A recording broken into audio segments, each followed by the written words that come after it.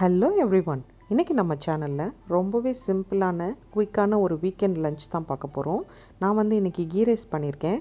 கூடவே ஒரு கத்திரிக்காய் மசாலாவும் ஆனியன் ரைத்தாவும் பண்ணியிருக்கேன். இதை எப்படி செய்கிறதுன்னு பார்க்கலாம்.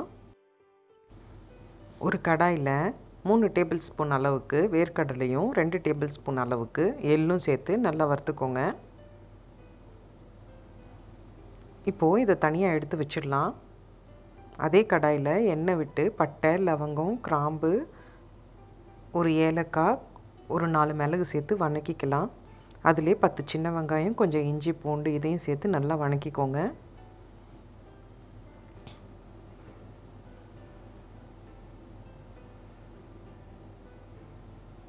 ஆனியன் நல்லா வதங்கினோடனே அதில் ஒரு தக்காளி சேர்த்து அதையும் வதக்கிக்கோங்க.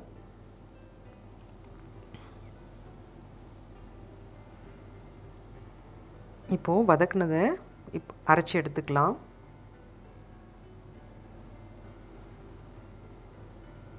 அதே கடாயில் கத்திரிக்காயும் வணக்கிக்கலாம்.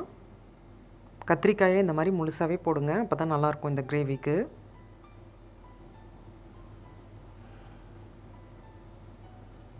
ரெண்டு டேபிள் ஸ்பூன் அளவுக்கு எண்ணெய் விட்டு அரைச்சி வச்ச வெங்காயம் தக்காளி மசாலா அதில் சேர்த்துக்கோங்க.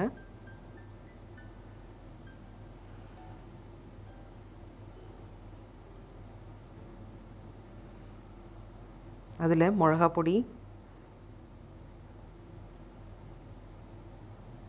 மல்லித்தூள், மஞ்சள் தூள், தேவையான அளவுக்கு உப்பு இதெல்லாம் சேர்த்து நல்லா கலந்து விட்டுக்கோங்க. இப்போ நம்ம வணக்கி வச்சுருக்க கத்திரிக்காயும் அதில் சேர்த்துக்கலாம்.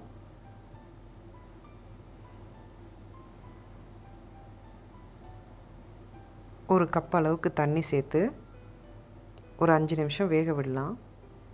கத்திரிக்காய் வெந்திருக்கான்னு பார்த்துக்கோங்க. கத்திரிக்காய் நல்லா வெந்தோடனே அதில் நம்ம அரைச்சி வச்சுருக்க வேர்க்கடலையும் எள்ளும் சேர்த்துக்கலாம்.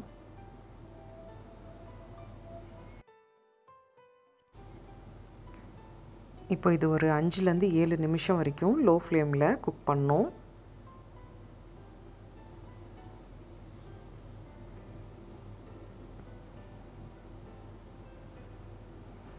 பாருங்கள், 5 நிமிஷம் ஆயிடுச்சு.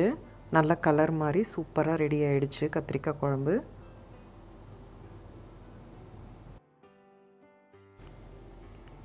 இப்போ ஒரு பாத்திரத்தில் 4 டேபிள் ஸ்பூன் நெய் சேர்த்துக்கோங்க.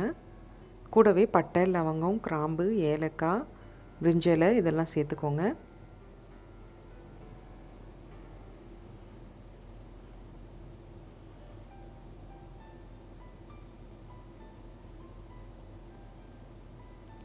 இப்போது 2 டேபிள் ஸ்பூன் அளவுக்கு இஞ்சி பூண்டு பேஸ்ட்டு சேர்த்துக்கோங்க.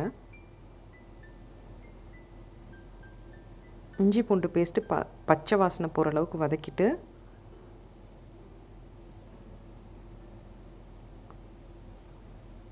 ரெண்டு பெரிய வெங்காயத்தை சேர்த்துக்கோங்க. வெங்காயமும் கொஞ்சம் நல்லா வதங்கணும். வெங்காயம் நல்லா வதங்கிடுச்சு.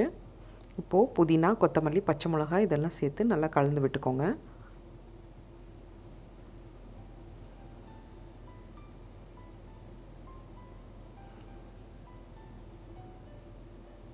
தேவையான அளவுக்கு உப்பு சேர்த்துக்கோங்க.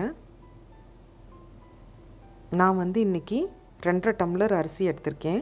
அதனால் 5 கப்பு தண்ணி சேர்த்துக்கிட்டேன். ஒரு லிட்டு போட்டு கவர் பண்ணிவிடுங்க.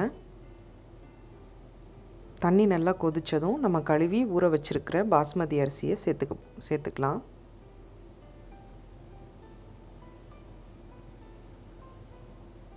அரை மணி நேரம் ஊற வச்ச அரிசியை